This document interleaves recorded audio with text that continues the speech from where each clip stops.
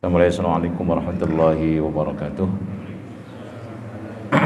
Alhamdulillahirabbil alamin wassalatu wassalamu ala asyrafil anbiya'i wal mursalin nabiyyina wa habibina wa syafi'ina wa qurrati ayunina Muhammadin wa ala alihi wa ashabihi wa man jahada fi sabilihi ila yaumiddin, amma ba'd.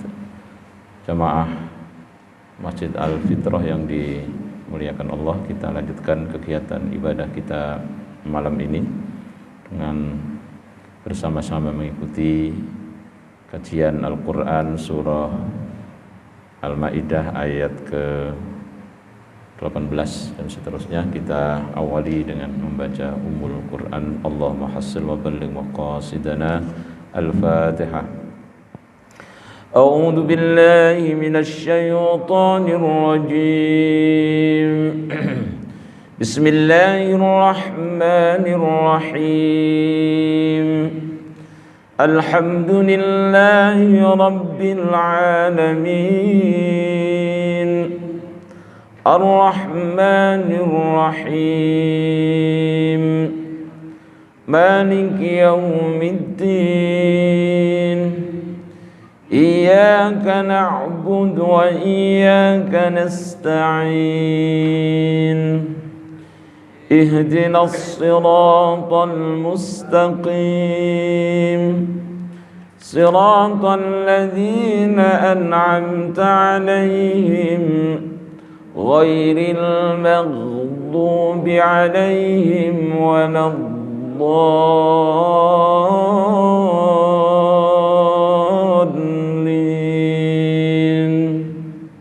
آمين. وقالت اليهود والنصارى نحن أبناء الله وأحباؤه.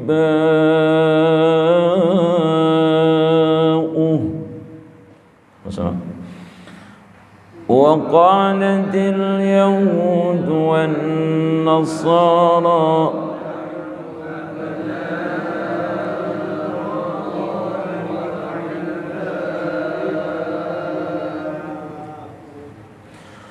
قل فلم يعذبكم بذنوبكم بل أنتم بشر ممن خلق.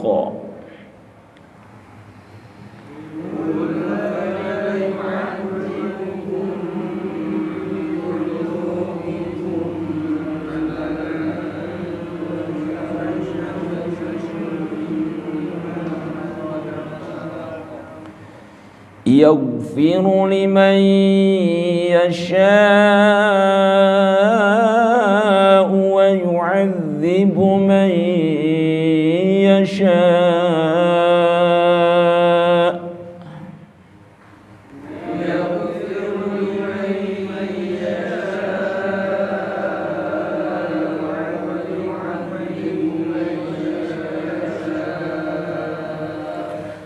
ولله ملك السماوات والأرض وما بينهما وإليه المصير.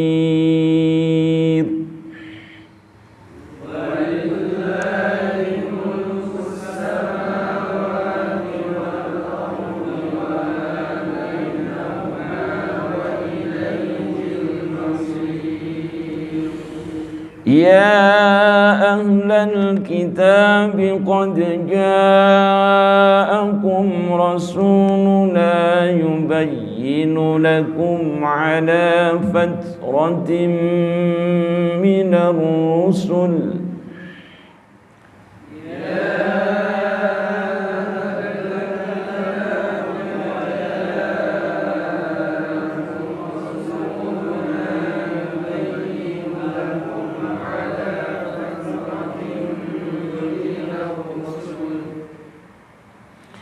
يبين لكم على فترة من الرسل أن تقولوا ما جاءنا من بشير ولا نذير.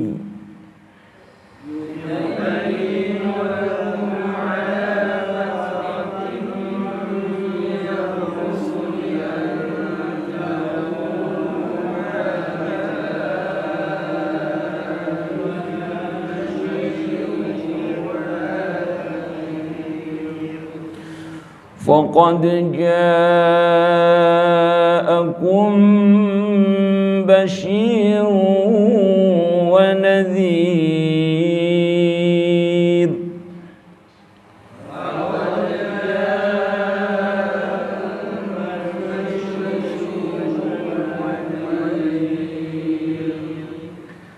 والله على كل شيء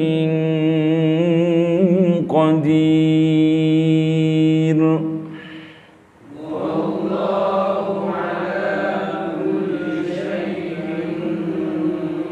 قدير صدق الله العظيم. Baik, jemaah yang dimuliakan Allah SWT. Alhamdulillah ya, 2 ayat sudah kita baca bersama-sama dan kita mendengarkan dari tampilan-tampilan bacaan dari teman-teman kita. Mudah-mudahan ini bisa membuat kita, memproses kita untuk memiliki bacaan lebih baik ya. Amin ya rabbal alamin. Kan belajar itu bisa membaca, bisa mendengarkan, bisa merenungkan. Itu cara belajar. Mudah-mudahan potensi yang ada bisa kita maksimalkan ya untuk meningkatkan kualitas interaksi kita dengan Al-Quran Karim.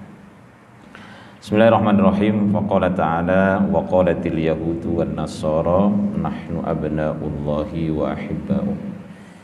Ini klaim orang Yahudi dan Nasrani ya, mengaku bahwa mereka adalah anak-anak Tuhan. Abna'ullah wa ahibba'uh. Yang pertama, ada anak secara hakiki, hakikat, anak biologis. Tentu ini klaim yang sangat bodoh ya. Jadi sama dengan Allah butuh kepada anak, kan begitu.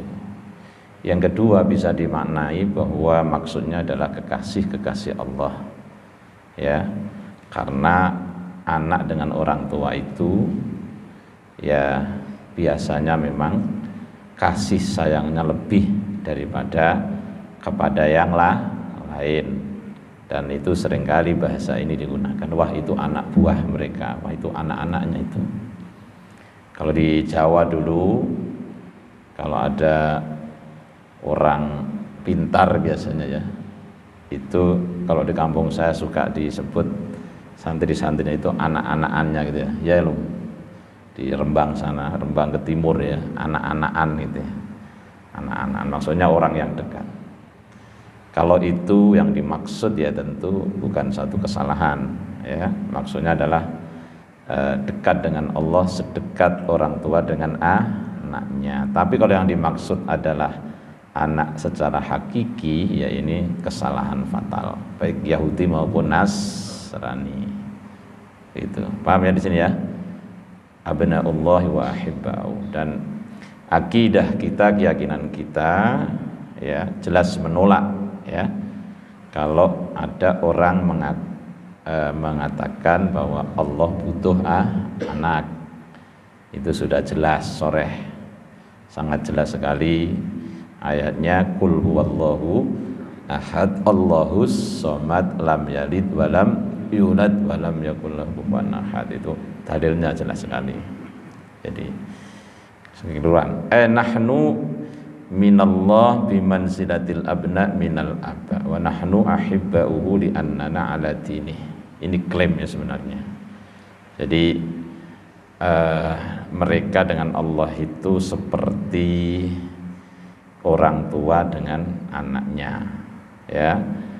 Nah, mereka mengatakan bahwa mereka adalah kekasih-kekasih Allah karena mereka itu berada di atas agamanya ya. Jadi mereka melaksanakan agama Allah. Nah, padahal kalau melaksanakan agama Allah seharusnya mereka mengikuti aturan Islam. Semenjak Nabi terdahulu, Nabi Adam, Nabi Nuh, Nabi Ibrahim, mereka adalah orang-orang Muslim, tidak ada yang Yahudi, tidak ada yang Nasrani dan lain sebagainya. Nah, itu dimulai dari semenjak Nabi Yakub ya, keturunan Nabi Yakub ya. Ada salah satu putra Nabi Yakub yang bernama siapa? Yahuda, yang itu kemudian diklaim ya, dinisbatkan menjadi agama padahal itu nama orang tadinya. Ya, kemudian kalau Nasrani ya menisbatkan dengan kata Nasoro, Nasirun, Ansor ya. Itu yang pertama. Ada dua ya, ada dua pendekatan. Sebenarnya pendekatan arti. Nahnu ansorullah, kami adalah penolong-penolong Allah, yaitu ungkapan yang diucapkan atau ucapan pengikut-pengikut Nabi Isa alaihi salam, kaum Hawari itu ya. Jadi kalau zaman Rasulullah itu sahabat-sahabat setia Rasulullah. Nabi Isa juga seperti itu. Nah, Nasrani mengambil dari kata Nasoro ya. Nasirun artinya orang yang menolong ya. Ansorun, ansor para penolong-penolong ya, penolong Allah, maksudnya penolong mendakwahkan agama Allah.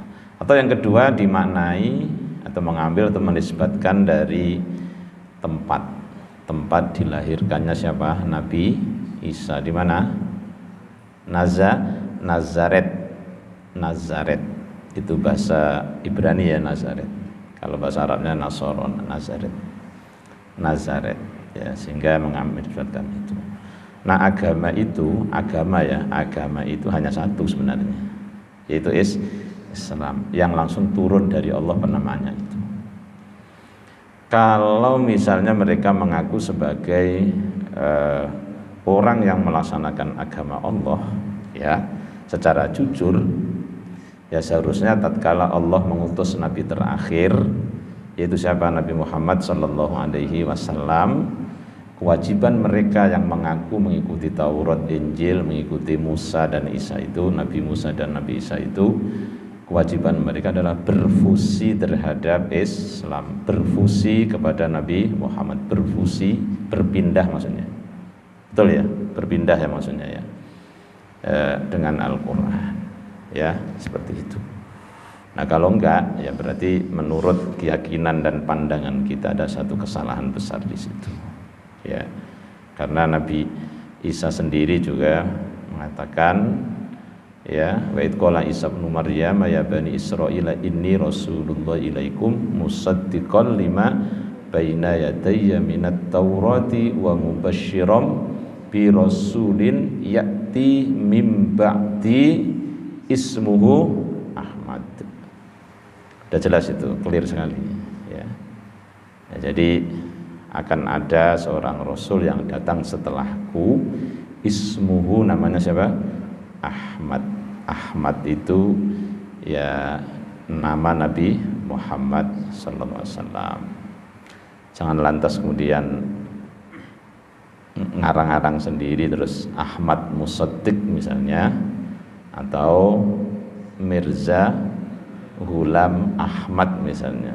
Nah, itu ngarang sendiri ya, tidak pakai pakem, tidak pakai aturan yang memang masyhur atau mu'tabar ya, jadi ngarang-ngarang sendiri, tidak ada seperti itu. Makanya ditolak mentah-mentah, dan kita wajib menolak itu. Kalau ada orang mengakui ada nabi setelah Nabi Muhammad sallallahu alaihi wasallam. Clear ya? Wa qala Ibnu Katsir ay nahnu muntasabuna ila abnaihi wa hum banuhu wa lahu bihim inayatun wa huwa yuhibbuna. Ya, mereka adalah keturunan ya para nabi-nabi Allah maksudnya. Ya, kemudian mereka adalah anak-anak Allah, wa hum banuhu. Maka Allah ya walahu bihim inayatun wa huwa yuhibbuna. Jadi Allah banyak memberi perhatian kepada kami, katanya begitu. Jadi Allah mencintai kami, memberikan perhatian lebih ya dibandingkan kepada yang lain. Ya, maka mereka mengaku-ngaku paling dicintai Allah. Dan pengakuan mereka paling dicintai Allah kemudian paling benar, ini yang kemudian mereka bertindak sewenang-wenang kepada kelompok lain. Ini akibatnya. Seperti yang terjadi di mana sekarang? Palestina. Kan itu awalnya dari keyakinan-keyakinan mereka bahwa mereka adalah bangsa Arya, bangsa pilihan, ya, bangsa yang paling dikasihi Tuhan, dan itu ditanamkan secara radikal ya oleh bapak-bapaknya kepada anak cucu mereka. Kalau orang lain itu sudah dianggapnya budak dan wajib dimusnahkan semuanya. Ya, itu ajaran-ajaran mereka ya. Maka ketika melakukan pemusnahan itu enggak pandang bulu ya. Dan seperti sekarang di Gaza itu ada rencana besar ternyata ya. Rencananya itu mau dijadikan terusan ya, sungai ya. Jadi ini kata pakar mereka juga, mereka sendiri mengatakan ya. Jadi kan di sana ada jalurnya sungai Efrat ya. Jadi untuk transit perdagangan, ada yang mengatakan begitu. Nanti setelah dikuasai itu akan dijadikan sungai sana. Nah, makanya kalau kemudian mereka itu mengusir mereka secara terang-terangan dan radikal itu memang ada tujuan ya. Jadi akan dijadikan terusan, sungai terusan istilahnya begitu. Ya, makanya kalau ada orang Islam misalnya turut mengiyakan mereka agar pindah begitu, ya memang itu yang dimaui oleh orang Zionis, ya, supaya pindah semuanya. Kalau sudah pindah mereka kuasai, ya. Maka oleh sebahagian kaum muslimin di sana kemudian mengambil strategi, ya, kalau di atas tanah mereka enggak aman, kemudian bikin apa? Terowongan. Itu bagian dari strategi sebenarnya. Ya, jangan mengikuti cara berpikir orang-orang yang konyol yang sekarang sedang berkeliaran di mana-mana. Mereka itu melakukan seperti itu bagian dari cara mereka memang, karena pakai cara yang lain sudah enggak ditemukan. Pakai cara apa lagi? Secara persenjataan jelas kalah, secara jumlah jelas kalah, secara bantuan internasional juga kalah. Ya, kita saja yang mau bantu orang Palestina, ya, orang-orang di Gaza masih dipersoalkan. Siapa yang mempersoalkan? Ya kaum muslimin sendiri, sebagian di Indonesia, ustadz juga bahkan. Ngapain bantu Palestina? Ada yang mengatakan saya dukung Palestina tadi bukan Hamas. Itu kan setengah-setengah namanya. Ya, ada yang kemudian ngapain bantu di sana, kita juga masih perlu bantuan. Ya, macam-macam pokoknya. Ya.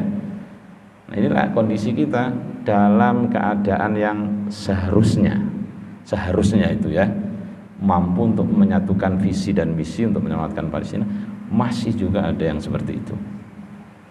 Geram kita rasanya, hati ini teriris-iris rasanya kalau dengerin seperti itu. Terus membuat kesimpulan-kesimpulan secara serampangan, tidak berdasarkan fakta.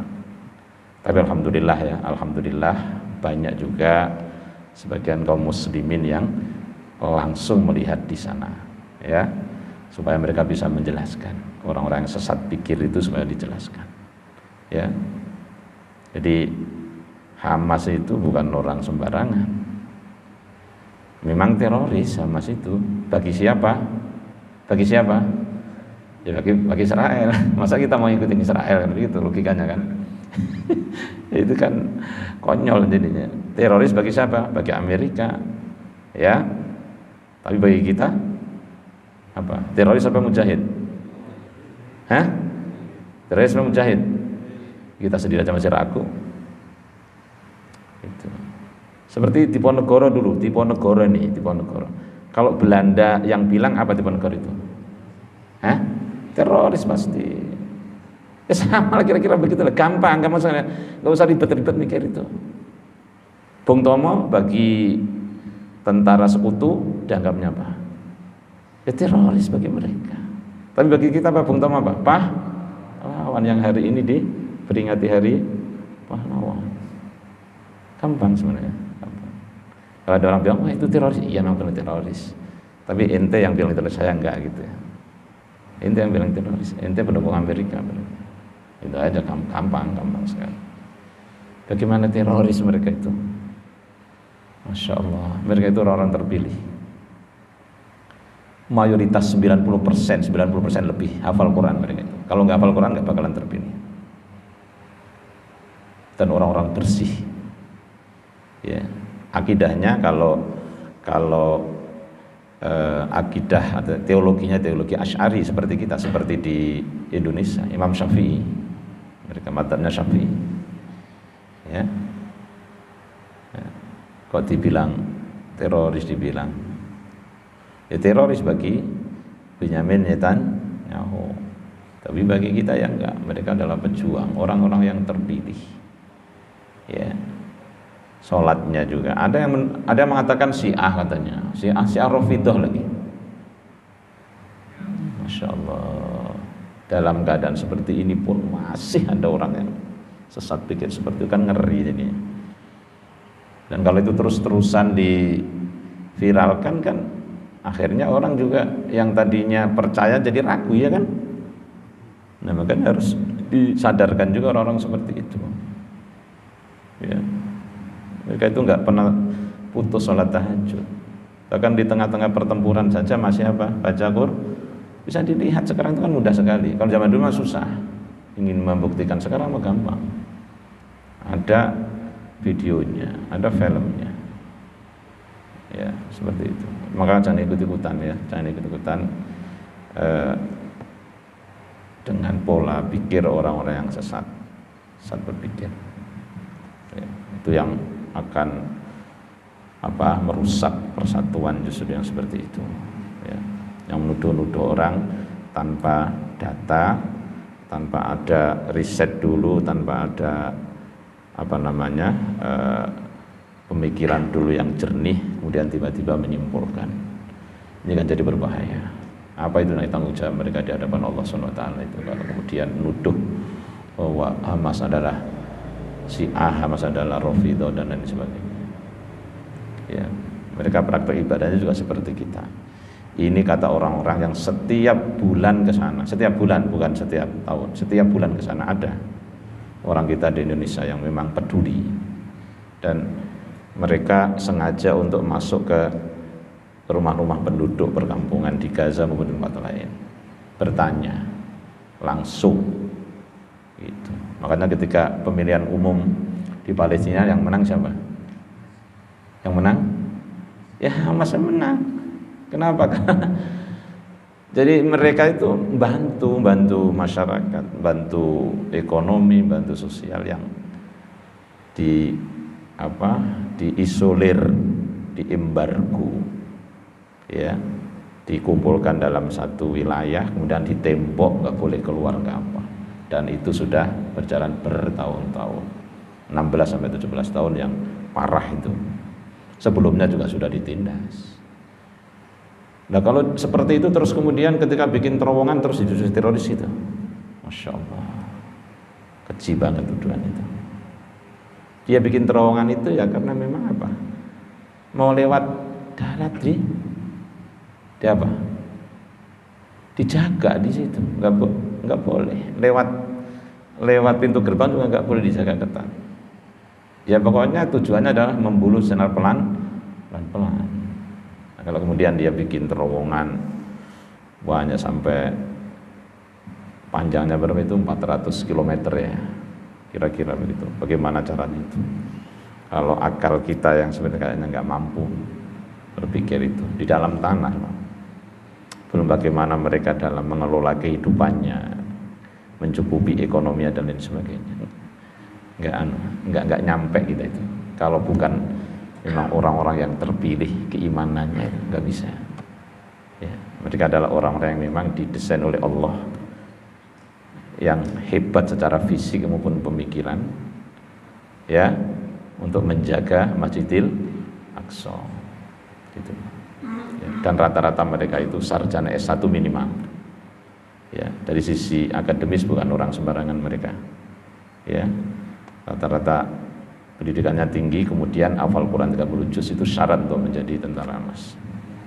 Ya, itu fakta dan banyak yang membuktikan ke sana. Gitu ya. Maka kita jangan terombang-ambing oleh YouTuber yang ngawur, yang mereka itu ya tujuannya cuan bukan untuk apa-apa. Karena Israel sudah menggelontorkan dana sekian triliun untuk membayari para buzzer di seluruh dunia. Buzzer itu ya untuk memojokkan Palestina dan memuji-muji Israel. Itu kita mesti tahu seperti itu, karena ini pertempuran ini sebenarnya bukan pertempuran antara Israel sama Palestina saja, pertempuran antara hak dan batil secara masif di dunia ini. Ya, karena derita Palestina, derita Masjidil Aqsa, derita kita juga. Ya, nah kita ini sekarang sedang membaca ya bagaimana klaim orang Yahudi yang sangat tidak masuk akal itu. Qul, katakanlah, falima yu'adzibukum bidunubikum. Katakan wahai Muhammad kepada mereka, kalau memang demikian, mengapa Allah menyiksa kamu karena dosa-dosa kamu? Kalau anak dengan orang tua mencintai, enggak ada yang menyiksa itu. Ya kecuali orang tua yang memang orang tua yang salah ya, yang enggak normal, nyiksa anak. Kalau kamu memang betul-betul anak Tuhan, kenapa engkau disiksa juga? Sampai hari ini itu sebenarnya orang-orang Yahudi itu tersiksa loh sampai hari ini. Ya, tersiksa pikirannya. Ya, karena nggak pernah ngerasa aman mereka itu. Iya kan? Kalau orang-orang Palestina yang masuk dalam kategori mujahid itu, ya hatinya mungkin lebih nyaman daripada kita. Kita aja melihatnya luar seperti itu. Tapi belum tentu. Ya, keimanan dan keyakinan dan ketenangan batinnya itu ya, mungkin orang paling tenang sedunia. Karena mereka nggak takut mati. Orang yang nggak tenang itu kan karena takut mati, takut kehilangan dunia, takut kehilangan jabatan, itu yang nggak tenang. Nah mereka itu nggak ada seperti itu, nggak ada kamusnya. Berarti mereka takut mati itu. Lalu yang benar siapa kalau begini? Keimanan mereka atau keimanan kita yang benar? Kan begitu pertanyaannya kan? Itu terbukti yang mereka nggak ada takut. Maka itu yang kemudian membuat orang-orang Zionis itu selalu nggak tenang hidupnya. Kemudian mereka membuat benteng-benteng pertahanan yang luar biasa. Apa yang nggak bisa ditebus, apa namanya itu? Iron Dome. Apa namanya? Rendem. Apa namanya? Iron Dome. Apa artinya itu kalau bahasa Inggris? Kalau diartikan apa itu namanya? Kubah besi, Iron Dome, ya, yang katanya nggak akan mungkin bisa ditembus, kata dia, ya, tapi ternyata sama bom bikinan anak-anak istilahnya ya, ada yang pakai gula itu bahan dasarnya, ada yang pakai pecahan-pecahan peralon sudah dirangkai-rangkai menjadi bom, kalah juga, ya, bahkan kemarin yang terakhir itu menembakkan bomnya gitu, mau ditembakkan ke rumah sakit ya di Gaza, ternyata belok itu. Coba yang belok ini siapa itu? Tiba-tiba belok mengurut huruf O terus jatuh ke Tel Aviv sendiri, jatuh ke kotanya sendiri. Banyak yang mati itu. Ya seperti itulah kira-kira ya.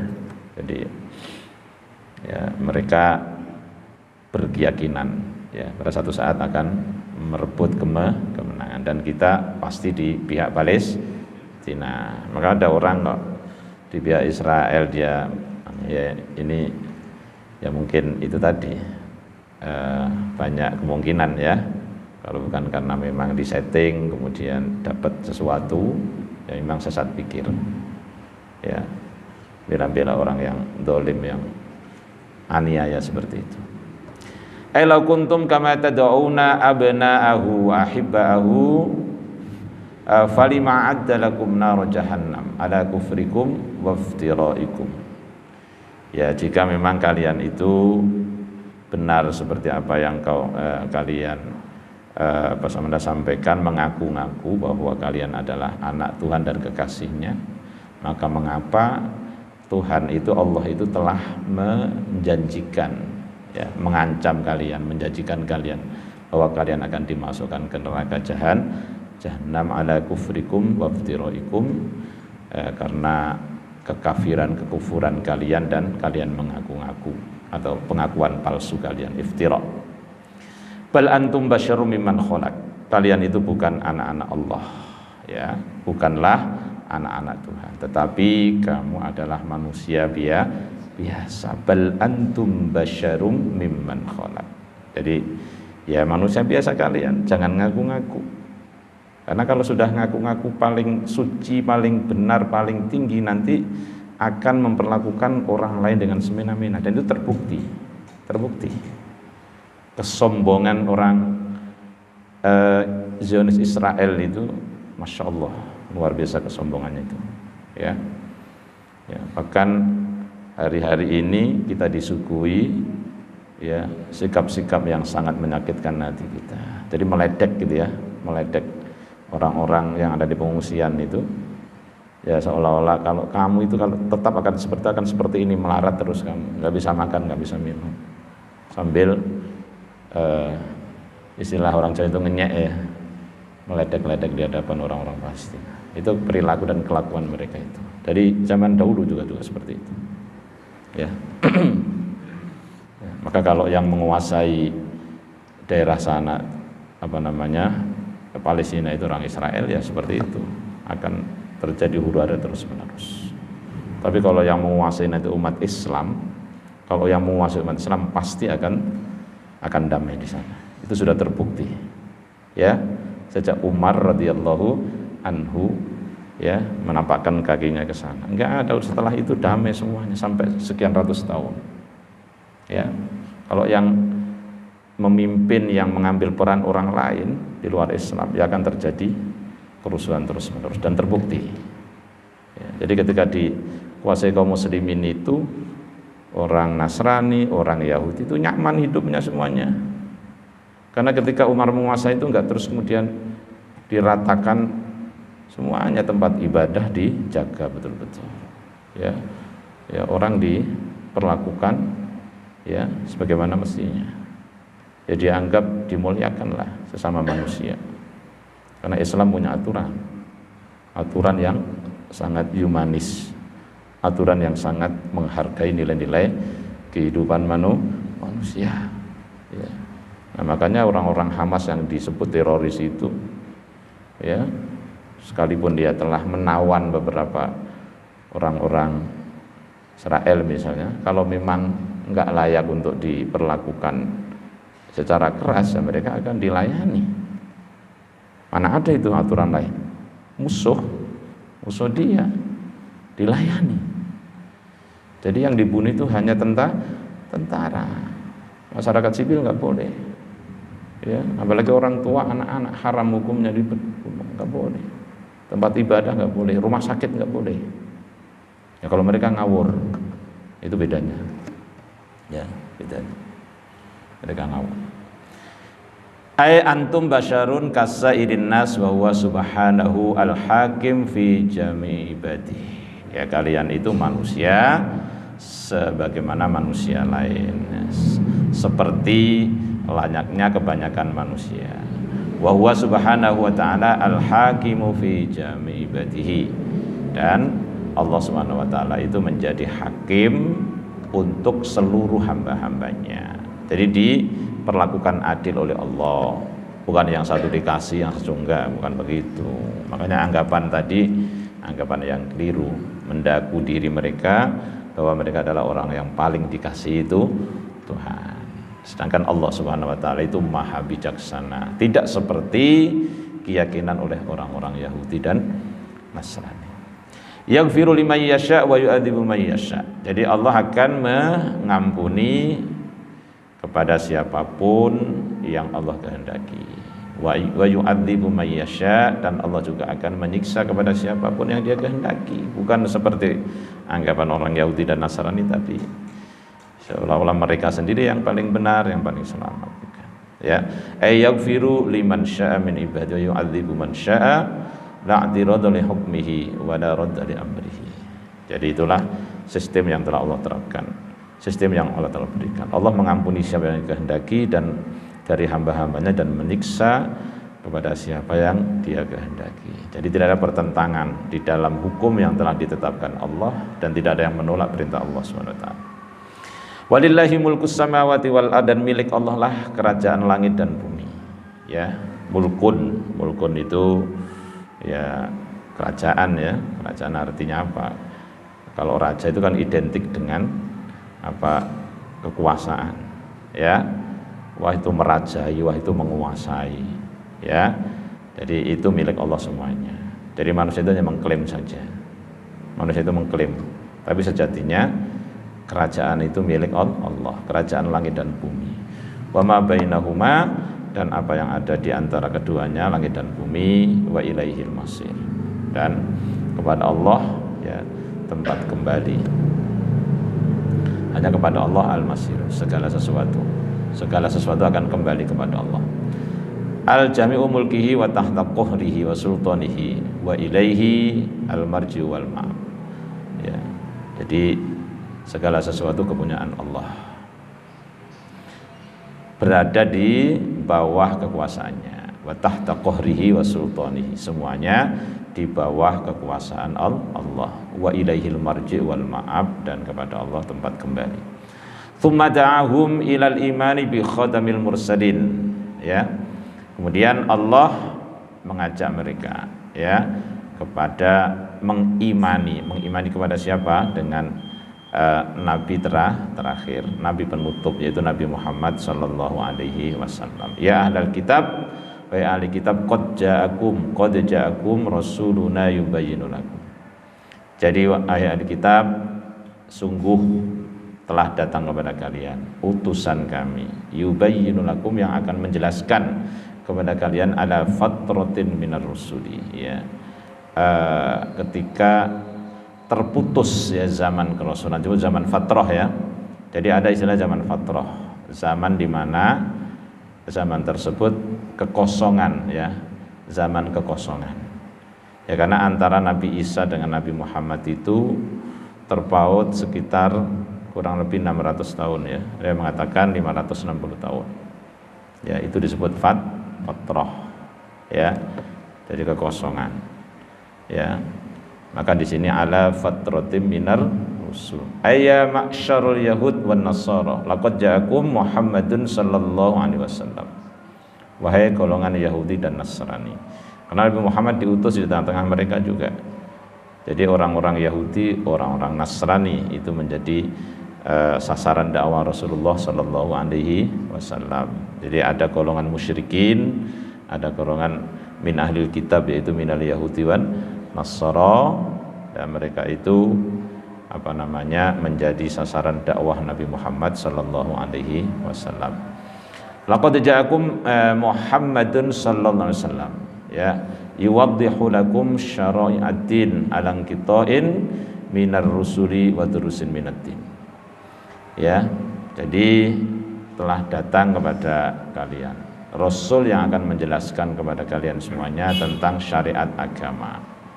Karena telah terputusnya para rasul dan pelajaran-pelajaran agama.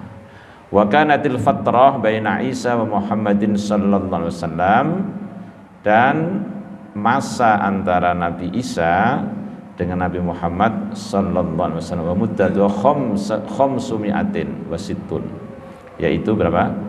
560 tahun sanatan. Lam yub'ats fiha rasulun. Selama kurun waktu tersebut tidak diutus seorang rasul. Ya, maka disebut zaman fatrah namanya, kekosongan maksudnya ya. Baru kemudian setelah kurang lebih 600 tahun muncullah nabi terakhir, itu Nabi Muhammad sallallahu alaihi wasallam. Antaqulu ma ja'ana min basyiri wa nadhir.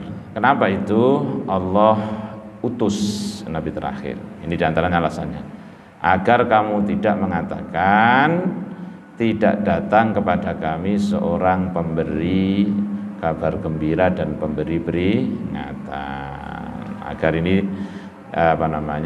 sekaligus menolak alasan nanti kalau ada orang beralasan. Ya, li Allah tahtaju wa taqulu ma ja'ana mir rasulin yubashshiru bil khair wa yundhiru minasyarr. Ya, agar mereka tidak berhujjah, ya, atau mengatakan, ya, dan mengatakan tidak datang kepada kami seorang rasul yang memberi kabar gembira dengan kebaikan, surga maksudnya, wa yundhiru minasyarri, dan memberikan peringatan dengan keburukan, yakni azab. Ya, makanya Allah utus. Jadi nggak ada alasan seseorang untuk menyalahkan Allah maksudnya, ya, karena sudah Allah utus. Itulah, ya. Jadi nggak ada alasan ketika disiksa itu, saya kok disiksa, ya, gitu. Padahal belum ada utusan, belum ada yang memberi peringatan kepada saya. Nggak ada alasan, ya, karena sudah diturunkan oleh Allah SWT. Gitu, ya. Faqad ja'akum basyir wa nadhir, ya.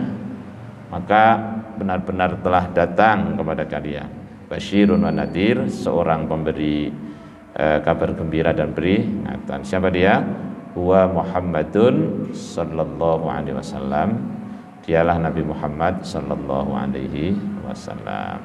Kalau kemudian masih ada juga yang tidak mau ikut, ya bukan salah siapa, ya salah sendiri, begitu. Ya, istilahnya begitulah.